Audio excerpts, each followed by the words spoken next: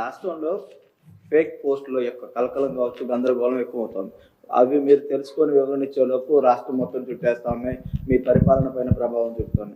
ఇటీవల చూస్తే ఒక ప్రభుత్వ ఉద్యోగ అమరావతి పైన పెట్టిన పోస్ట్ కావచ్చు, రాజధాని మునిగిందంటూ ఏదైతే ఉందో కొన్ని సోషల్ మీడియాలో వచ్చినటువంటి వార్తలు కావచ్చు, ఇలా ప్రతి అంశం కూడా ఒక నెగిటివ్ సెన్స్ క్రియేట్ చేసే విధానం రాష్ట్రంలో ఇటీవల ఎక్కువైపోయింది. దాని మీద ఎలాంటి జాగ్రత్త చర్యలు అలా రాజకీయంగా ఎలాంటి నిర్ణయం చేపడతాం? అదే ఇప్పుడు కుప్పానికి కృష్ణా జలాలు తెచ్చిన అందినీవా కాలువలో ప్రవాహం ఆగిపోయింది అంటూ కొందరు చేస్తున్న ఫేక్ ప్రచారాన్ని ఎవరు నమ్మొద్దు. సెప్టెంబర్ 3వ తేదీన వాస్తవంగా కాలువల్లో ఉన్న నీటి ప్రవాహాన్ని ఫోటోలో చూడవచ్చు. పలమనేరు, కుప్పం అసెంబ్లీ నియోజకవర్గాలు 110 చెరువులు నింపడానికి ప్రభుత్వం కృత నిశ్చయంతో ఉంది. ఇది ఫేక్ న్యూస్, ఇది రియల్ న్యూస్ అని ఫోటో వేయాలి. ఇది మా పని చేయాలన్నా ఇలాంటి తప్పుడు రాజకీయాల మీద అనునిత్యం వివరణ ఇవ్వాలన్నా, వీళ్ళకి బుద్ధి జ్ఞానంగా ఉంటే, వీళ్ళు మనుషులైతే వీళ్ళు ఏం చేయాలని అడుగుతున్నా. Is it right? అంటే నీకు అధికారం ఉంది, నీకు ఇంకా అడ్డు వాపు లేదు, ఏమైనా చేయగలుగుతామని నీ ఇష్ట ప్రకారం వేస్తే మేము చూస్తూ పోస్టులు పెట్టుకోవాలి ఎవ్రీడే. ఇదే పనే? కబద్దారు, జాగ్రత్తగా ఉండండి. ఎంతవరకైనా వెళ్తాం.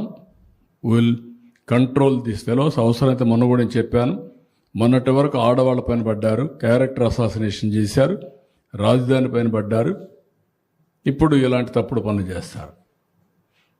దీనికి కూడా ఏం చేయాలో ఆలోచిస్తాం, ఒక చట్టాన్ని తీసుకొస్తాం. ప్రతి ఒక్కరు కూడా వాక్ స్వాతంత్రం ఉంది, రాసే స్వేచ్ఛ ఉంది, సోషల్ మీడియా ఉంది, ఏదైనా పెడతాం. పేటీఎం బ్యాచ్ ఉంది, డబ్బులు ఇస్తారు కాబట్టి మేము పెడతామంటే మాత్రం కుదరదు. మళ్ళా వాళ్ళు వచ్చి మిమ్మల్ని కాపాడలేరు. ఆ విషయం కూడా గుర్తుపెట్టుకోమని హెచ్చరిస్తున్నాను. సార్, ఇప్పుడు ఒకవైపు మీరు చెబుతానే ఉన్నారు ఎక్సెస్ ఉన్నాయి, ఎలాంటి ఇబ్బంది లేదు ఫెర్టిలైజర్స్కి, ఆందోళన చెందొద్దని. మరోవైపు ఏమో దీని విషయంలో కూడా ఫేక్ పోస్టులు చాలా వరకు వస్తున్నాయి, పెడతారు. చర్యలు తీసుకుంటారు. అదే కూడా చెప్పా కదా, ఇక్కడ ఆందోళన కలిగించేవాడు అందరినీ ఆందోళన కల్పించి వీళ్ళు రాజకీయ లబ్ధి పొందాలనేది వాళ్ళ ఆలోచన. అది సస్టైనబుల్ కాదు. కానీ ఈరోజు వచ్చిన విచిత్రమైన పరిస్థితి అంటే సోషల్ మీడియా ఒకటి వచ్చింది. సోషల్ మీడియాలో వీళ్ళు పెట్టేసి మొత్తం తిరుగుతూ ఉంటే ఇష్టం ఉన్నా లేకపోయినా మనం కౌంటర్ చేయకపోతే అదే వాస్తవాన్ని నమ్మే పరిస్థితి వస్తూ ఉంది. అలాంటప్పుడు ఒకటే మార్గం, దీని మీద ఫర్మ్గా కూడా యాక్షన్ తీసుకోవాలి. Will take action.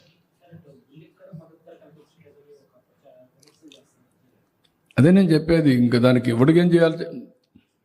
ఆడ కొంటున్నాం, 12 రూపాయలు ఇచ్చాం, 4 రూపాయలు మనం 12 రూపాయల వరకు, 4 రూపాయలు కూడా కాదు 12 రూపాయల వరకు కొనమన్నాం.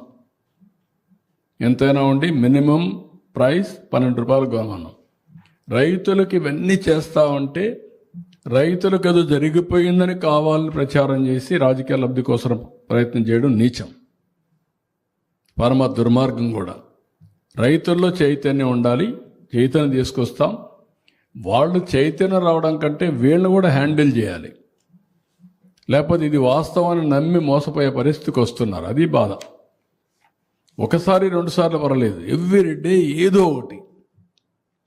అంటే మనం పనులు చేయాలన్నా వీళ్ళ తప్పుడు ప్రచారాన్ని ఖండించాలన్నా. ఎవరికైనా కొంచెం బాధ వేస్తుంది కదా వీళ్ళు పెట్టే భాష. ఇవన్నీ చూసినాక 100 రోజుల్లో 3,800 కోట్లు ఖర్చు పెట్టి నీళ్లు తీసుకొచ్చి కుప్పానికి ఇస్తే పోయినప్పటి నుంచి విషయం చెప్పడం ఏంటండి? బుద్ధి జ్ఞానం అంతా మీరు మనుషులేనా?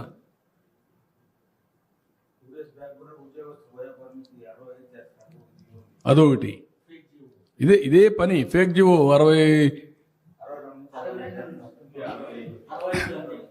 అంటే ముందు ఒకటి క్రియేట్ చేసేయడం, క్రియేట్ చేసిన తర్వాత దానిపైన మనం స్పందించకపోతే ఒకటి, లేకపోతే స్పందిస్తే ఒకటి, మనం చేయలేకపోతే ఒకటి, చేస్తే ఒకటి.